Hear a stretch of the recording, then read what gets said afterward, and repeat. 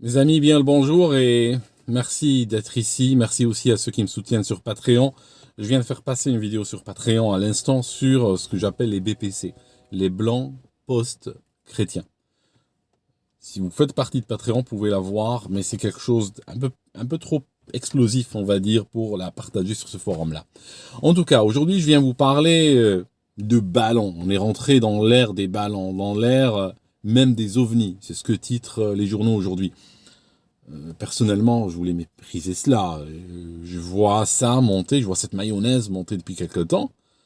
Et je me disais, mais bon, c'est pas possible. On est en train de passer d'une absurdité à l'autre, on est en train de passer d'une psychose à l'autre.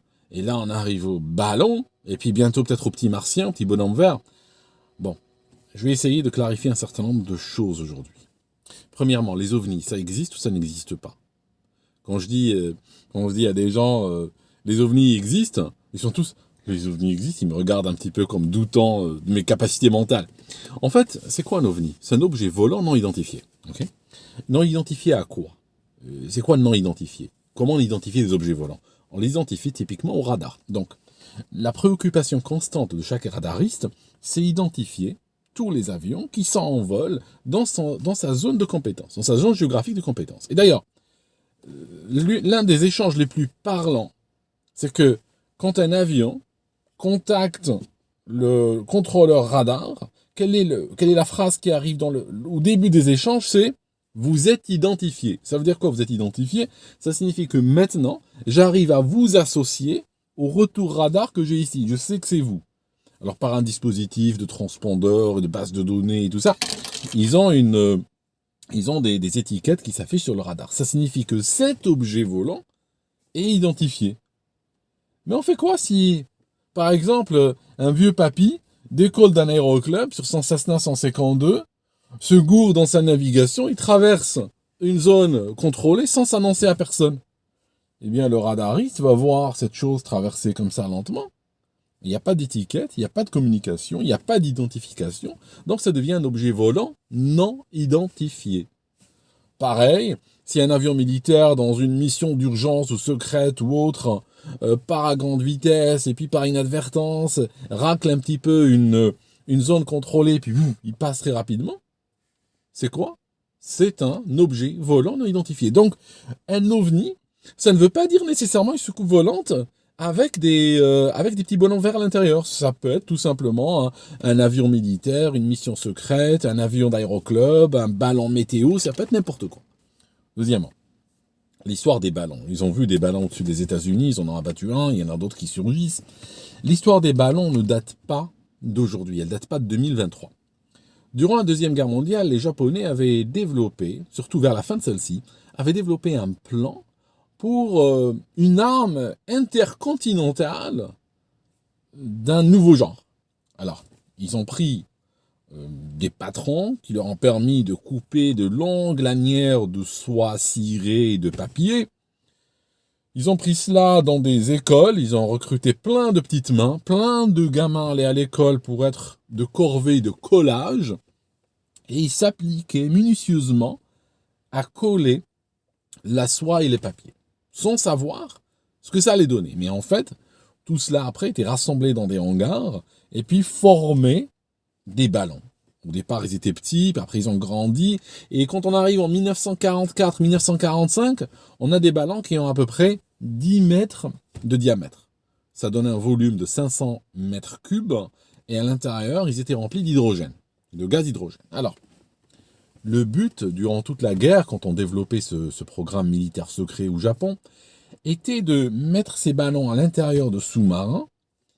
Ces sous-marins devaient aller se rapprocher le plus possible des côtes américaines, donc des côtes ouest, donc je parle de la Californie par exemple, se rapprocher le plus possible, après sortir, gonfler ces ballons à l'hydrogène, mettre un paquet explosif ou incendiaire sous le ballon et le lâcher. Et en lâcher plein, et puis comme ça, bombarder les États-Unis avec cette arme-là. Néanmoins, quand on arrive en 1944 avec les batailles qui ont eu lieu dans le Pacifique, eh bien les Japonais ils n'avaient plus beaucoup de sous-marins en état de marche. Donc là, ils vont tenter quelque chose d'extrêmement audacieux. Ils vont lâcher les ballons depuis le Japon même. Il y a 10 000 kilomètres pour arriver aux États-Unis. Et eux, ce qu'ils espèrent, c'est que ces ballons vont monter assez haut, vers 10 000 mètres et plus. Et ils vont choper ce qu'on appelle un jet stream. C'est un vent extrêmement puissant qui, dans cette zone du monde, défile de manière très régulière depuis le Japon vers l'Est. Et donc, ils pourraient prendre les ballons vers les États-Unis. C'était ça un petit peu l'idée. Alors, un ballon standard de 500 mètres cubes a une charge marchande d'à peu près 140 kg. Ça veut dire que littéralement, il pourrait prendre un gars et 2 valises et les expédier littéralement jusqu'à la fin de la tropopause. Alors, en réalité, la charge militaire de ces ballons-là était entre 10 à 20 kg. Je vais vous dire pourquoi. Parce que voici le problème. Le ballon met plusieurs jours à traverser le Pacifique Nord. Il met plusieurs jours. On a estimé 3-4 jours selon la puissance des vents. Néanmoins. Donc il y a des jours et il y a des nuits. Durant le jour, le soleil tape très fort. Pensez qu'on est en train de voler dans la stratosphère, littéralement. Le soleil tape très fort et le ballon va donc chauffer.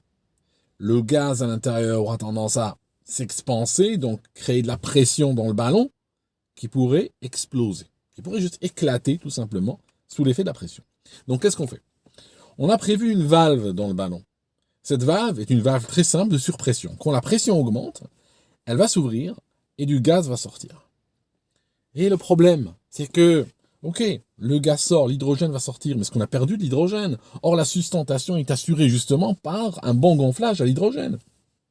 Quand la nuit suivante arrive, le soleil se couche, la nuit arrive, il se passe quoi? Le ballon sera donc plus dégonflé qu'il l'était avant. Il aura tendance à descendre. Et ainsi de suite, au bout de 2-3 nuits avec ce cycle, durant le jour on jette de l'hydrogène et la nuit on en a moins, on finit par un ballon qui est à moitié dégonflé puis qui finira par tomber dans l'eau.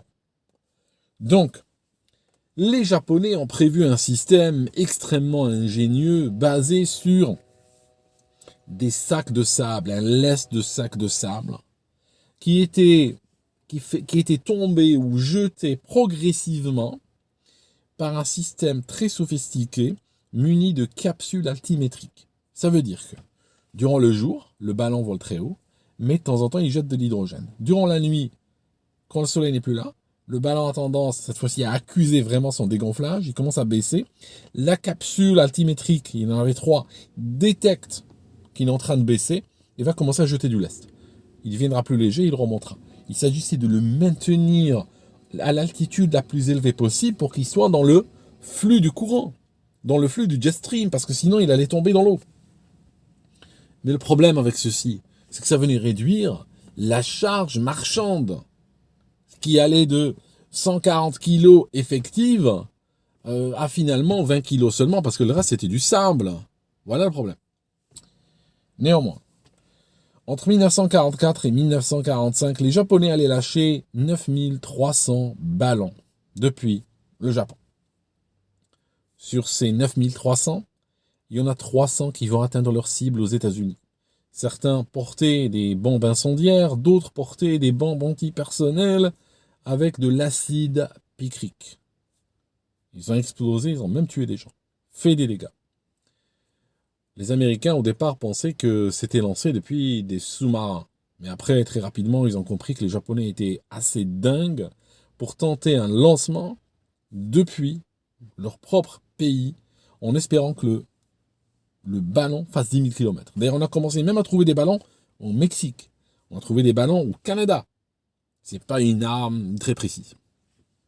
Néanmoins, l'État américain va imposer un blackout très sérieux sur ça. Il ne voulait pas que ça filtre dans les news. Il voulait pas qu'on en parle. Silence radio total et complet. Pourquoi? Parce que les Japonais regardaient les news américaines en espérant justement savoir où sont tombés les ballons. Or, s'ils savaient où ils étaient tombés et les dégâts qu'ils avaient commis ou pas commis, ça leur aurait permis de savoir l'efficacité de leur système et de l'améliorer, savoir à quelle heure on fait les lancers, combien de temps ça prend, quel genre d'explosif on va mettre. Donc c'était une question de sécurité nationale que les Japonais ne sachent jamais si leurs ballons ont touché le but ou pas. Donc, comme les Japonais ne voyaient rien dans les news américaines, quoi qu'il y ait eu quelques indiscrétions par moment, mais comme les Japonais ne voyaient rien du tout, qu'est-ce qu'ils ont fait? Ils ont fini par laisser tomber, parce qu'ils ont fini par croire que finalement ça ne sert à rien. Ceux qui étaient pessimistes dans cette histoire, dans cette mission, commençaient à dire « Ouais, j'avais raison, ces ballons les lancent 10 000 km, non, c'est trop loin, c'est juste en train de s'abattre quelque part dans le Pacifique Nord. » Le cas le plus dramatique est arrivé dans l'Oregon, où à un moment donné, il y avait des enfants qui jouaient, et puis ils ont vu un ballon par terre. Ils s'en sont approchés, ils ont commencé à toucher. Et là, il explose. Ça va faire 6 morts. Il y a une stèle qui a été construite sur le site, 5 enfants et un adulte tués. Et il y a quelque chose de très révélateur sur cette stèle. C'est écrit que ces victimes-là sont les seules victimes sur le sol américain durant toute la Deuxième Guerre mondiale. Vous avez bien entendu. Toute la Deuxième Guerre mondiale, qui a fait des dizaines de millions de morts à travers le monde, eh bien, elle a fait 6 morts aux États-Unis. Ça veut dire que réellement, les États-Unis sont tellement en retrait par rapport au centre des opérations que, in fine, si demain, par exemple, une troisième guerre mondiale devait se lancer, elle pourrait faire 50 millions de morts en Europe et elle ferait 2 morts et 3 blessés aux États-Unis durant toute la guerre. Donc, eux, ils sont relativement en retrait, vu leur géographie, ils sont relativement en retrait par rapport à tout ça. C'est pas seulement les Japonais qui ont lancé des ballons durant la Deuxième Guerre mondiale. Les British en ont lancé aussi. Sauf que les British, eux, ont lancé des ballons qui n'étaient pas très sophistiqués. Ils n'avaient pas besoin de faire compliqué parce que ils n'avaient pas le Pacifique Nord à traverser. Ils lançaient des ballons tout simplement sur l'Europe continentale. Donc, ils gonflaient les ballons sur des champs, mettaient une bombe incendiaire et ils lâchaient. Ils en ont lâché 100 000, dont beaucoup ont atteint leur cible. Alors, il y avait quoi dessus? La moitié des ballons britanniques, il y avait des bombes incendiaires. L'autre moitié, il y avait juste des fils électriques. Il y avait des conducteurs électriques. Et en fait, quand ils allaient s'accrocher sur les lignes à haute tension, ils s'enroulaient dessus et ils créaient du court-circuit.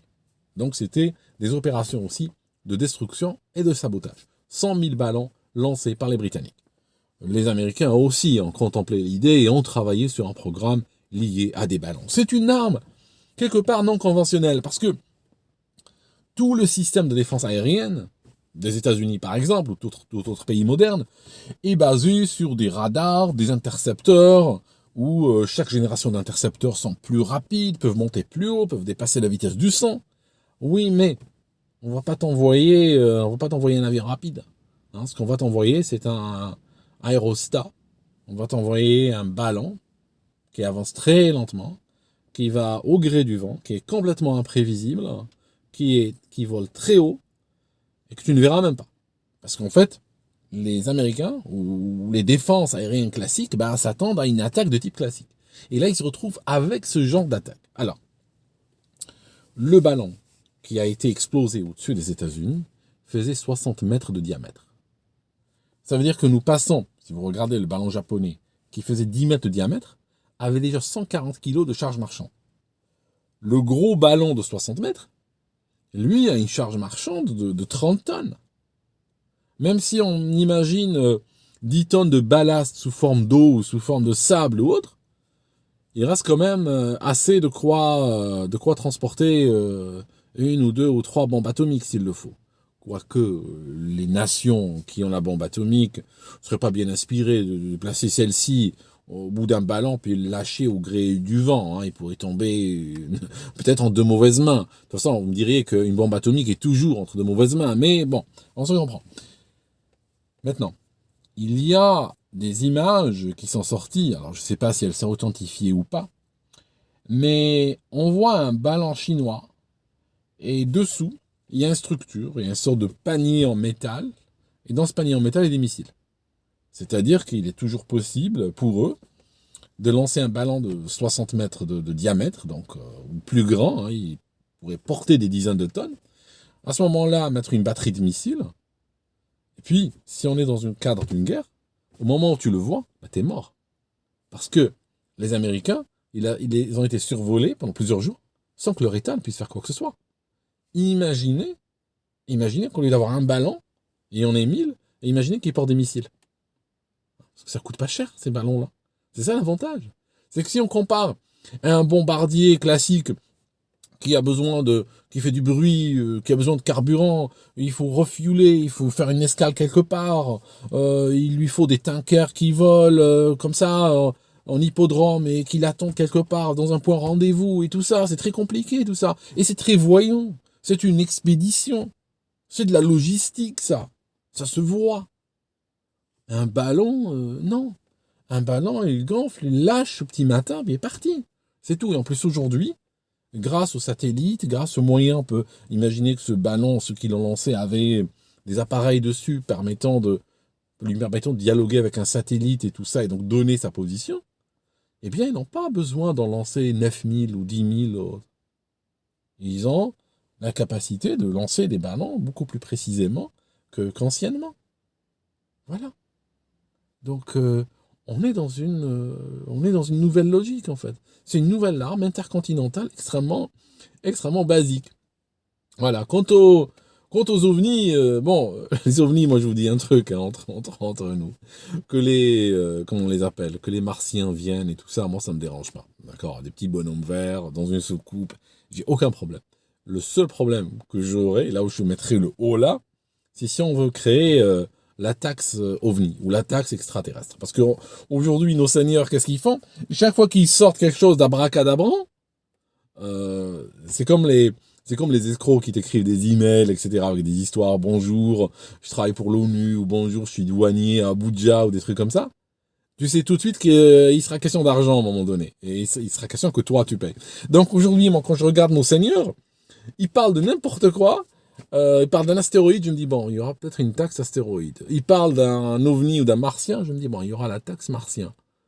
À un moment donné, on va associer ce phénomène réel ou supposé ou imaginaire, peu importe, on va l'associer à notre comportement ou nos habitudes ou nos vies en général, et on demandera de payer. C'est tout. Donc du moment que je paye pas la taxe OVNI, moi je suis bon, hein, j'ai avec ça. Hein. C'est pas grave, hein, juste faites voler vos ovnis, puis c'est tout. Voilà mes amis, je vous laisse, et puis prenez-vous pas la tête donc. Prenez-vous pas la tête, c'est assez dingue. On veut faire vivre les gens d'une psychose à l'autre, sans arrêt. Dès que quelque chose se termine, on sort une autre. Et quand on aura fini avec les ballons, je sais pas ce qu'on aura. On aura peut-être les dragons, on aura autre chose. Voilà, à très bientôt.